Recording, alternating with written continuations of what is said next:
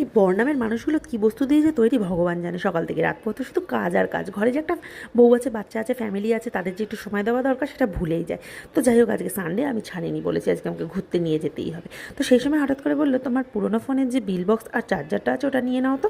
খুব পুরোনো না, তবুও গ্যালাক্সি S23, এর ক্যামেরা কোয়ালিটি খুব ভালো ছিল। তো হঠাৎ করে আমরা চলে এলাম খোসলা ইলেকট্রনিক্সে, এটা উল্টোডাঙায়। তো নানান রকমের ফোন দেখাচ্ছে, এটা ফোন দেখাচ্ছে, ওটা দেখাচ্ছে। তখন আমার মনে হলো যখন দিচ্ছি তাহলে একটু ভালো ফোন নিয়ে নিই। তো সেই মতো আমি নিয়ে নিলাম গ্যালাক্সি S25 আলট্রা। এই ফোনটার ক্যামেরা কোয়ালিটি খুব খুব ভালো, ফটো এবং ভিডিও খুব ভালো। অ্যাকচুয়ালি আমি এত দামি ফোন নিতে চাইছিলাম না, তবুও যখন দিচ্ছে আমি ছাড়বো কেন, নিয়েই নিলাম। যেহেতু আমি মেকআপ সংক্রান্ত কাজ করি, রিলস বানাই, ভিডিও বানাই, তো আমি এই জন্যই এই ফোনটা নিয়ে নিলাম।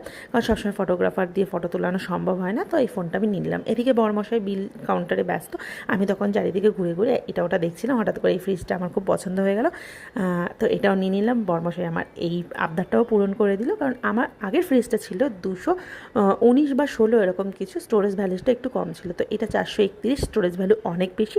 আর যা গরম পড়েছে, প্রচুর পরিমাণে জল রাখতে হচ্ছে এবং জিনিসপত্র স্টোর করে রাখতে হচ্ছে, সেই জন্য এই ফ্রিজটা আমার জন্য একদম পারফেক্ট।